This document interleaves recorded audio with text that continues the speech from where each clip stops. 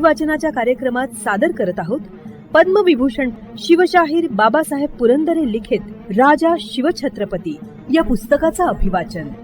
ऐकूया या पुस्तकाच्या पूर्वार्धाचा भाग 31.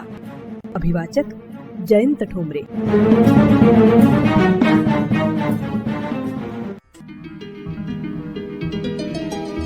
शहर बंगळूर. शिवबा 10 वर्षांचा झाला. मुलगा मोठा झाला. आता लग्न नको करायला? लग्नाचे वय न हे ठरले. फलटणच्या नाईक निंबाळकरांची लेक आईसाहेबांच्या नजरेत भरली. त्यांनी शिवबा करता मुलीला मागणी घातली. सईबाई तिचं नाव. मुलगी अजून परकर नेसत होती. आईसाहेबांना आवडली होती. काही म्हणा, सासू होण्याचा आनंद काही वेगळाच असतो. पुरुषांच्या जातीला नाही समजायचं ते. पंतांनी शहाजी राजांना लग्नासाठी पत्रे पाठवली, परंतु राजे कर्नाटकात प्रांती दूर पडले. त्यांचे येणे घडेना, पण त्यांचा आशीर्वाद मात्र आले वाचून कसा राहील. पंतांची आणि आईसाहेबांची लगीनघाई उडून गेली. लाल महालाला तोरण लागले. शिवबाला हळदी लागल्या. मुलगा कसा दिरिष्ट लागण्यासारखा दिसत होता. शिवबाला मुंडावळ्या लागल्या. ताशा चौघड्यांच्या कडकडाटात सईबाईंनी शिवबाला माळ घातली. तो दिवस होता 16 मे 1640. ते लग्न पुण्यात पंतांनी हौसेने केले. शिवबाने सईबाईसह लाल महालात प्रवेश केला. टपोऱ्या मोगऱ्या शेजारी नाजूक कुंदाची कळी ठेवावी तशी सईबाई शिवबा शेजारी दिसत होती. शहाजी राजे या लग्नास येऊ शकले नाहीत. मुलाचे आणि सुनेचे कौतुक त्यांना दृष्टीआडून करावे लागले.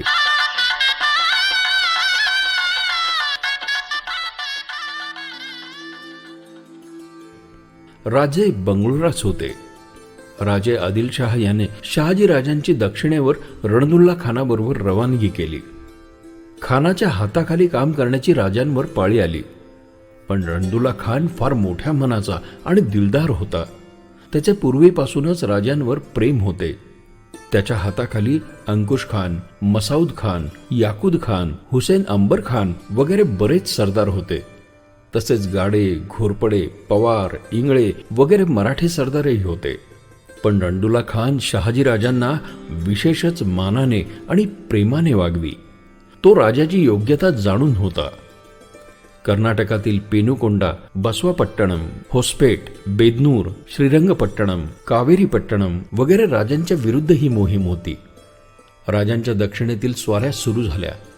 पराक्रम होता, विजय मिळत होता. पण राजांनी मात्र ही राज्ये साफ बुडवण्याचे धोरण ठेवले नाही.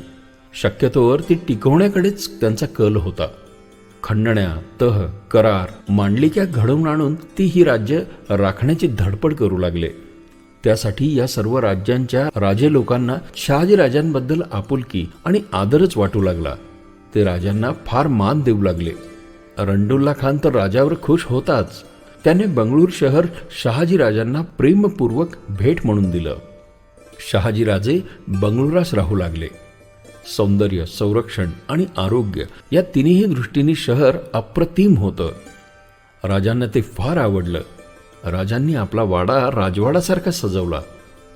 बागा, कारंजी, पुष्करणी, महाल, पागा वगैरे थाट सार्वभौमासारखा केला. सर्व तऱ्हेच्या वस्तू, शस्त्रे, गुणवान कलावंत, हुशार पंडित, शास्त्री, गवई, नर्तक नर्तकी, कवी वगैरे सर्वांचा संग्रह राजांनी केला. शिवाय तोफा, हत्ती, घोडे, शूर लोक, मुत्सद्दी यांचीही फार उत्तम संचणी केली. उच्च अभिरुची, उच्च संस्कृती आणि हौस यांचा बंगळुरात संगम झाला.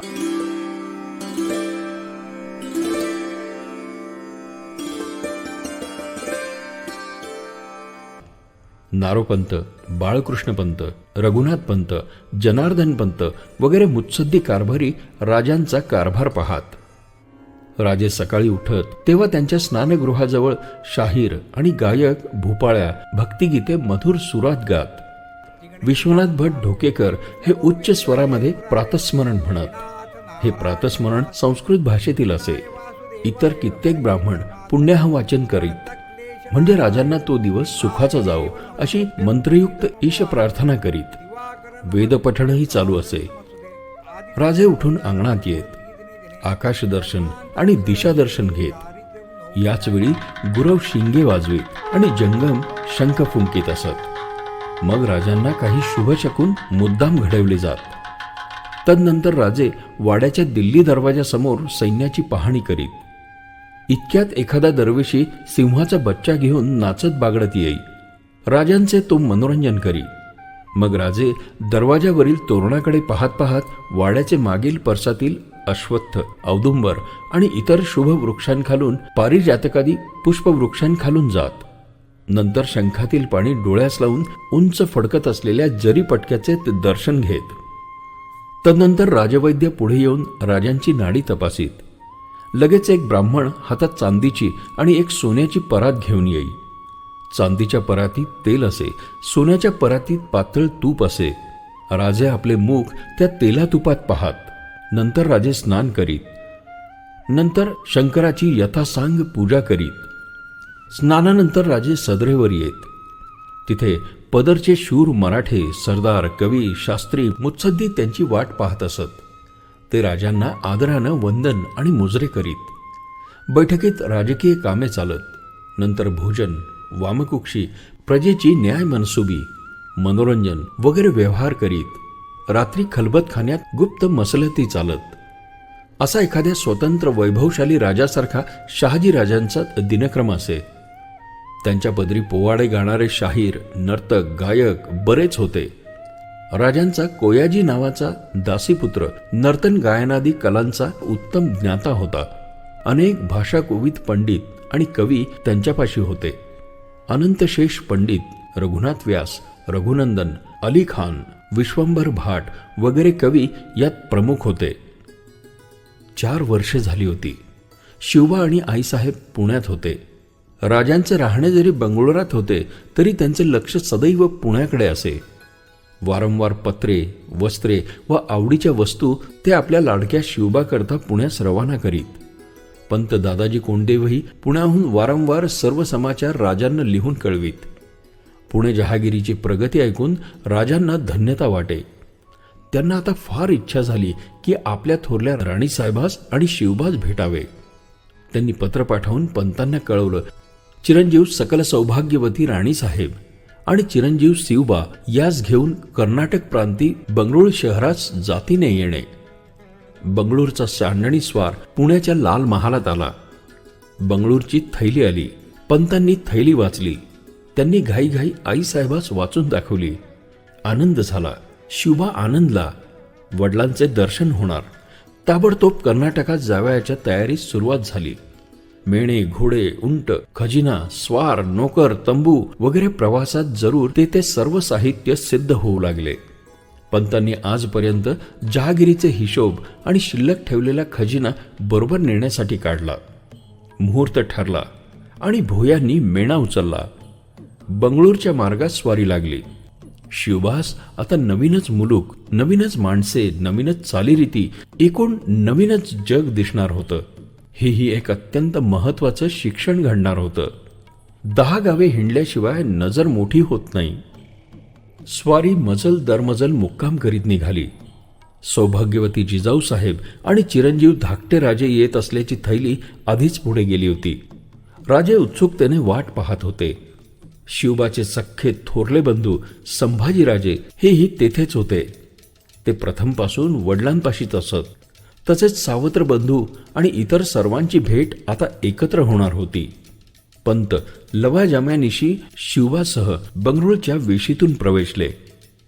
शिवबा नवी घरे, नवे रस्ते, उंच तट, भव्य वेशी, घडदार बुरुज, सुंदर इमारती, चौक, कारंजी, तलाव, किल्ला टक लावून न्याहाळू लागला. हे बेंगळूरचे सौंदर्य होते. वाड्यात गजबज आणि गडबड उडाली होती. थोरल्या राणीसाहेब येणार म्हणून आल्याच.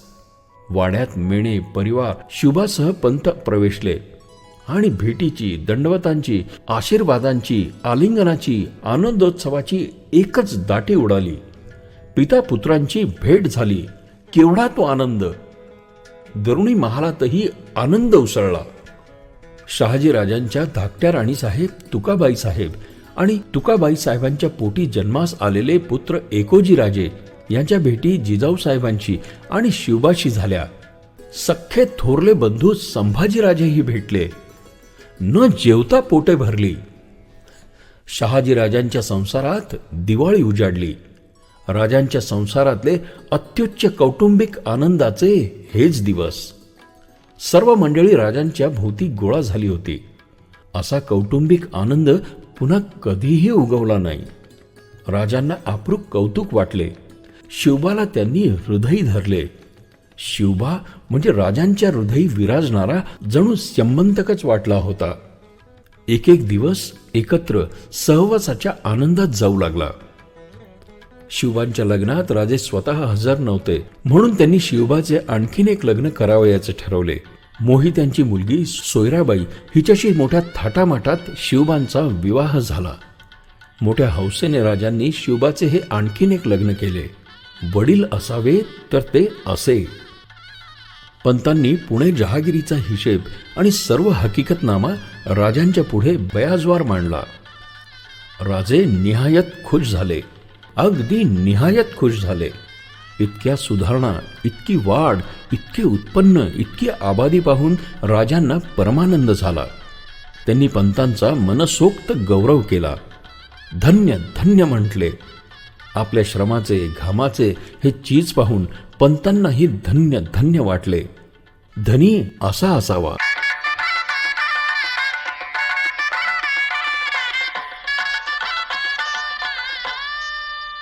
बेंगळूरचा हा प्रदेश पूर्वीच्या विजयनगरच्या स्वतंत्र राज्याचाच मुलूक.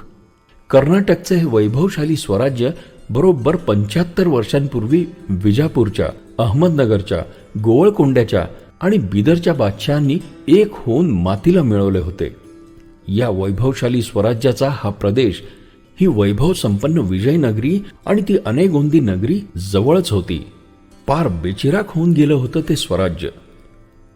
त्याच्या उधळून गेलेल्या सिंहासनाच्या भग्न चौथऱ्यावर आता गवत माजले होते. कावळ्या कुत्र्यांचे विश्रांतीस्थान बनले होते ते. या मुलखात आल्यानंतर विजयनगरच्या वैभवाच्या आणि नाशाच्या हकीकती शिवबाच्या कानी पडल्याशिवाय राहिले असतील काय?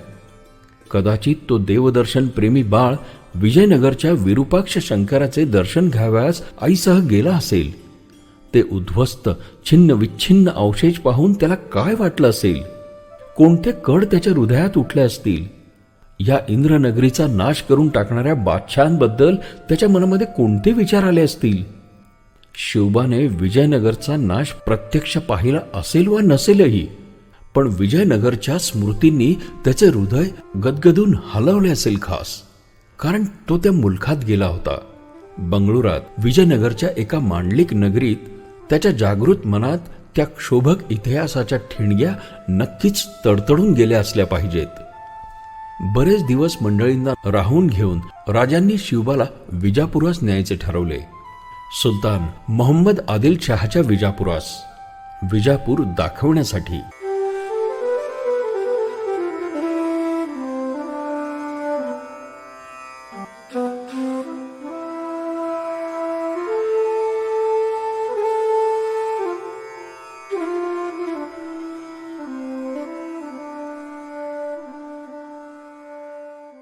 श्रोते हो, पुस्तक अभिवाचनाच्या कार्यक्रमात पद्मविभूषण प्राप्त शिवशाहीर बाबासाहेब पुरंदरे लिखित राजा शिवछत्रपती या पुस्तकातल्या पूर्वार्धाचा भाग 31 आज आपण ऐकलात.